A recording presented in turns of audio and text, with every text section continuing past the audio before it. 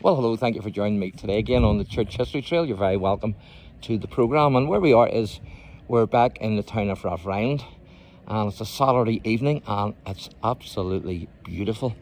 The weather has been fantastic today, and what you're looking at there is like an old funnel, but it's actually the old water tower for the town here.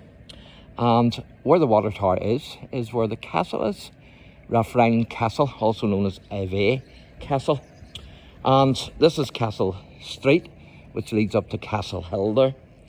And on Castle Street and Castle Hill is the old ruins of the McGuinness Castle or Tower House. And the McGuinness family were lords of IVEAGH. And the castle was a square building of 3 to 4 stories with a stone barrel vault to reduce the risk of fire. So quite amazing.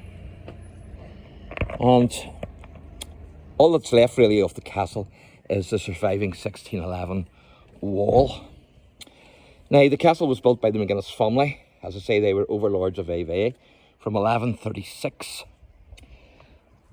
And following the 1641 rebellion, whenever the McGuinness family backed the Irish Catholic cause, the planter, William Hawkins, pulled down most of the castle, unfortunately. And more of the castle then was destroyed by the Puritan Roundhead, General Henry Ireton. So a big connection here with the 1641 rebellion, and also with Oliver Cromwell and the Cromwellian period. And as you'll see in other videos, there's also a connection here with the 1798 rebellion and the likes of Wolfe. So absolutely packed here with history. And the first Viscount IVEAGH, Arthur McGuinness, was married to Lady Sarah O'Neill, who was actually the daughter of Hugh O'Neill. And he was Earl of Tyrone, who led the Gaelic clans in the 9 Year Wars against the English from 1588 to 1597. Now Arthur died in 1629 and he's buried in Drumballyrooney graveyard with his ancestors. And of course I done a wee video there earlier, and you can actually see this tower, this water tower, actually from there in the distance.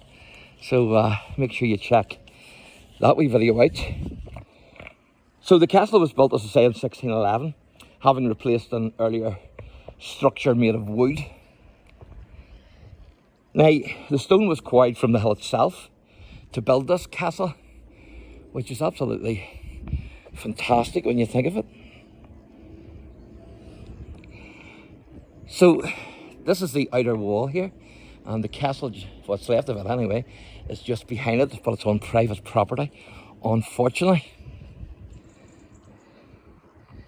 Now when the stones of the castle, or at least what were left of them, were finally dismantled by John Hawkins, son of the planter William Hawkins, it's believed that they were used to build some of the oldest buildings in the town. Among these to survive is the 3-storey Old Town Inn, which actually still stands at the corner of the square, and also on Uri Street there in the town centre. So John Hawkins, he died in 1689 and he's buried at Drumballyrooney along with the McGuinnesses. So absolutely fantastic, loads of history here. So I'm going to take you, and I'll read those wee plaques out to you, but I'm going to take you just to the side first. And if you can see, that's Castle Street, and then that's Castle Hill.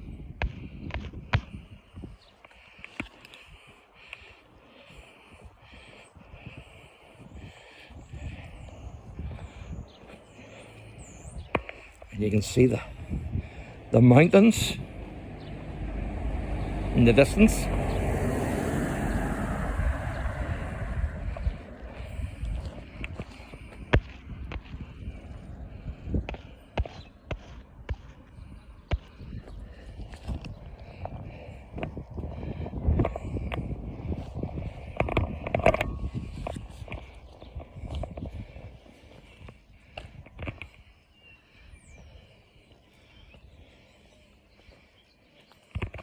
So you get a good view there, at least of the tower, and you can see like windows there in the tower, if you can see them, in the water tower. And then of course the castle is just round the back there. But all that's left is this outer wall. I'm not sure if this outer wall is from the period or not. I would assume it is, because as you can see, it's built into the rock there.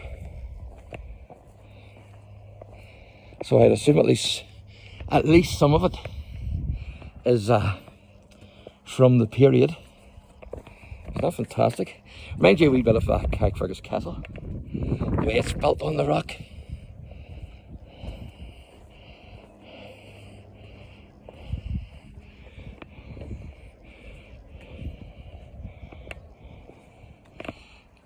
So this is site 1, and it says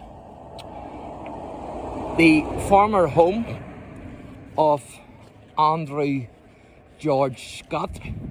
Now, he was born in 1842 and he died in 1880. And he was the infamous Australian bushwhacker, as you can see there. And he was called Captain Moonlight, or at least that's what he called himself. And he was a criminal, of course. He emigrated out there from here, and he was hanged on the 20th of January 1880. But this is his former home. Amazing, isn't it?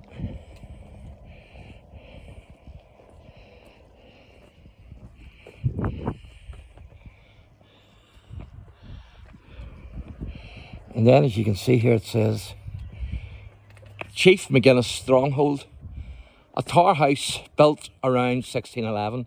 Castle was destroyed during the 1641 insurrection or rebellion, and lands forfeited. And there you can see a wee drawing of the tower. So it's a big thumbs up to the RATHFRILAND Historical Society. Well done, guys, because I was here a few years ago and there was none of these plaques up, and I have to be honest, I missed most of the history here. I didn't have my YouTube channel then, but great job, people.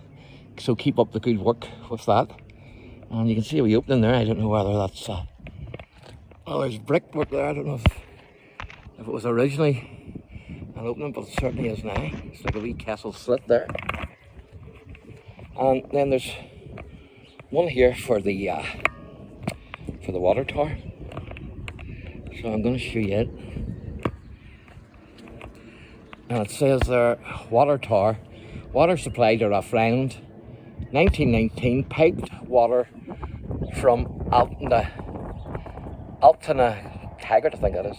1956, first water tank completed. 1977, present tower built, completed 9th of July. So there you go, folks. So I'm going to give you a wee view of it back over here, just to give you a wee general view of it.